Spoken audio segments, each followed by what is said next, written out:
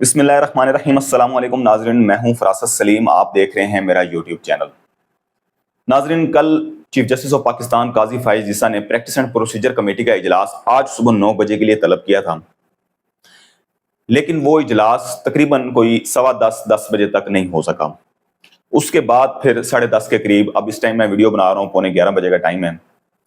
تو 10:15 بجے کے قریب اجلاس ہوا، اور اجلاس کے اندر جسٹس منصور علی شاہ تو آئے نہیں، تو 2-1 کے ساتھ ہم خیالی 2 رکنی جو کمیٹی تھی انہوں نے جسٹس نعیم اختر افغان کو بینچ میں شامل کر لیا۔ اب جسٹس منیب اختر کی جگہ جسٹس نعیم اختر افغان کو شامل کرنا یہ آئینی ہے یا غیر آئینی ہے؟ تو یہ ناظرین مکمل طور پر غیر آئینی ہے۔ میں اپنی کل کی ویڈیو میں بھی کہہ چکا ہوں کہ آتھر جج کا ہونا بینچ میں ضروری ہے، اور اگر آتھر جج ریٹائر ہو جائے یا خدا نخواستہ وہ بیمار ہو اور لمبے عرصے کے لیے چھٹیوں پر ہو، تو پھر فل کورٹ کا اجلاس بلایا جاتا ہے، اور فل کورٹ اجلاس کے اندر رولز، سپریم کورٹ کے جو رولز ہیں اس کے اندر امینڈمنٹ کر کے پھر اس کی جگہ جو ہے وہ فیصلہ کیا جاتا ہے کہ اب کس جج کو شامل کیا جائے، آیا وہ سینئر ترین جج ہو، آیا اس کی ایکسپرٹیز ہوں اس کیس کے حوالے سے۔ اب اس کیس کے اندر جسٹس منیب اختر نے انکار تو کیا نہیں اپنے خط کے اندر، انہوں نے واضح کہہ دیا کہ میں انکار نہیں کر رہا، البتہ جو پریکٹس اینڈ پروسیجر کمیٹی بنائی گئی ہے آرڈیننس کے ذریعے، میں اسے تسلیم نہیں کر رہا، اور میرا دوبارہ انہوں نے اس میں لکھ دیا کہ میرا اسے ریکیوزل نہ سمجھا جائے بینچ میں بیٹھنے سے۔ اب جب تک آئینی طور پر کوئی جج معذرت نہ کر لے،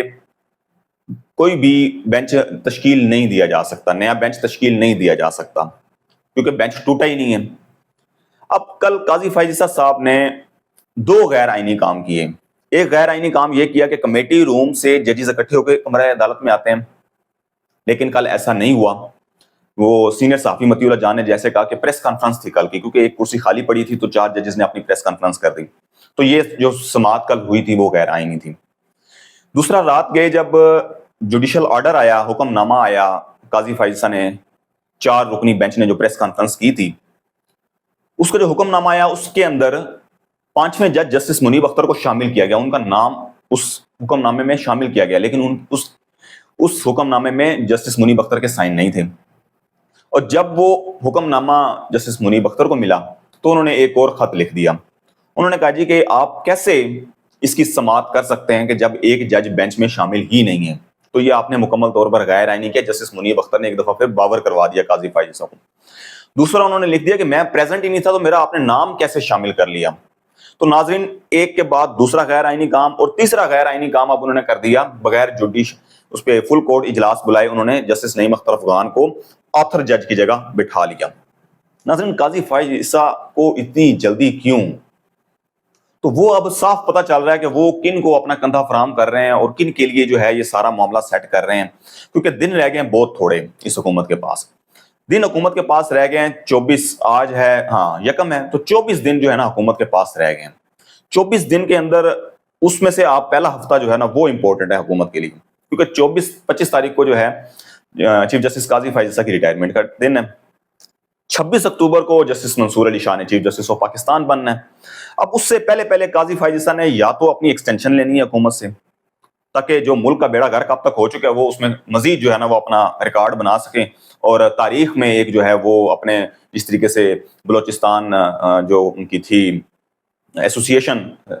تو انہوں نے ایک لکھا تھا کہ جو تاریخ جو ہے وہ اسے بدترین جج کے نام سے یاد رکھے گی، جسٹس قاضی فائز عیسیٰ کو، یہ ان کا اعلامیہ جاری ہوا تھا بلوچستان بار کونسل کا، تو وہی انہوں نے ریکارڈ تو اپنا بنانا ہی بنانا ہے ہر صورت میں۔ تو اب 24 دن رہ گئے حکومت کے پاس، اب حکومت چاہ رہی ہے کہ پہلے ہفتے کے اندر 7 سے 8 تاریخ تک ہم آئینی ترامیم کر لیں، کیونکہ پھر اس سے اگلے ہفتے شنگھائی کانفرنس ہونے جا رہی ہے، پورے دنیا سے جو ہیں وہ سربراہان مملکت جو ہیں وہ آ رہے ہیں اسلام آباد کے اندر، تو اس دوران پھر سیشن ہونا بہت مشکل ہے، سیشن نہیں ہوگا۔ تو 7-8 تاریخ تک حکومت نے یہ معاملات طے پانے ہیں۔ اب قاضی فائز عیسیٰ نے بینچ تشکیل کر دیا اور آج 11:30 بجے سماعت ہونی ہے، تو اس کا فیصلہ جو ہے وہ سب کو پتہ ہے، جو تھوڑا بہت اس کو سمجھ بوجھ رکھتا ہے تو اس کو یہ پتہ ہے کہ اب جو فیصلہ آنا ہے وہ 5-0 سے آنا ہے۔ اس کی وجہ چیف جسٹس قاضی فائز عیسیٰ، جسٹس نعیم اختر افغان اور جسٹس امین الدین۔ قاضی فائز نے جو فیصلہ کر دینا ہے، ان دو ججز نے تو آنکھیں بند کر کے انگوٹھا لگا دینا ہے کہ چیف جسٹس صاحب قاضی فائز نے جو کہہ دیا ہم ڈن کرتے ہیں جناب۔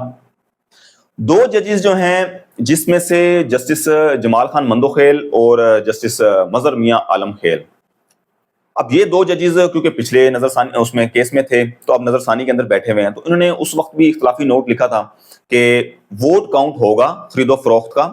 لیکن جو ہے وہ اہل نہیں ہوگا، نہ اہل ہو جائے گا، اور 3-2 سے فیصلہ آیا تھا یہ۔ تو اب دو یہ تو شامل ہو گئے، اور تیسرا جو جسٹس منیب اختر نے ایڈ ہاک جج مظہر عالم خیل کے حوالے سے لکھا ہے کہ بھئی یہ بھی غیر آئینی ہے، غیر قانونی ہے، کیونکہ 19 جولائی کو جو ججز کمیٹی کا اجلاس ہوا تھا جس میں جوڈیشل کمیشن کا، اس کے اندر ایڈ ہاک ججز کی جو ہیں وہ اختیارات متعین کر دیے گئے تھے کہ وہ کون سے کیس سن سکتے ہیں، کون سے کیس نہیں سن سکتے۔ تو ناظرین اب چیف جسٹس قاضی فائز صاحب مس کنڈکٹ کرتے جا رہے ہیں، وہ 1 نہیں 2 نہیں 3 نہیں، میرے خیال سے کوئی درجنوں کے قریب اب تک کر چکے ہیں۔ تو یہ تو اب ان کے جانے کے بعد پتہ چلے گا، اگر تو یہ رہ گئے تو پھر تو ظاہری بات ہے کہ 2-3 سال کا انہیں ریلیف مل جائے گا، اور ریلیف خیر کیا ملے گا، وہ اگر عہدے پر بیٹھ گئے یا آئینی عدالت کے چیف جسٹس بن گئے پھر بھی ان کے خلاف ریفرنس تو دائر ہو سکتا ہے،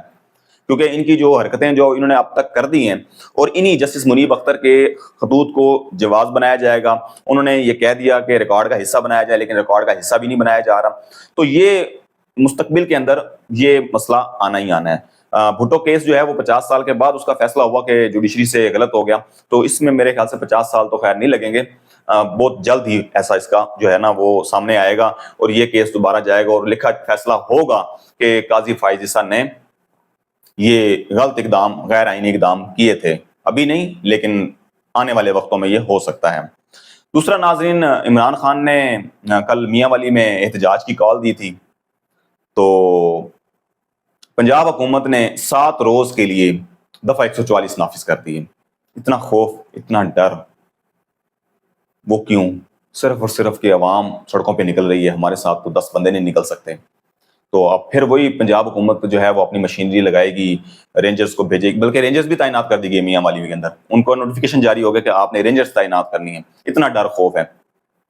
تو دوسری طرف عمران خان نے اسلام آباد ڈی چوک میں احتجاج کی کال دے دی، اور انہوں نے کہہ دیا کہ آپ 10 سے 15 روز بھی لگے وہاں پہنچنے میں تو آپ نے پہنچنا ہے، احتجاج کرنا ہے۔ تو ملک کے حالات جو ہیں وہ آگے بگڑتے نظر آ رہے ہیں، اور حکومت جو ہے وہ مکمل طور پر نظر آ رہی ہے کہ وہ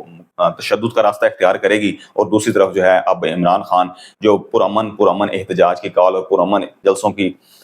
جو ہے وہ کال دینے والے، اب وہ یہ کہنے پر مجبور ہو گئے کہ اب تشدد کا راستہ اختیار کیا جائے گا۔ علی امین گنڈا پور نے بھی کہا کہ 1 گولی مارو گے تو 10 گولی ہم ماریں گے۔ تو یہ اب ملکی حالات جو ہیں وہ تشویشناک ہوتے جا رہے ہیں۔ مجھے دیجیے گا اجازت، اللہ حافظ۔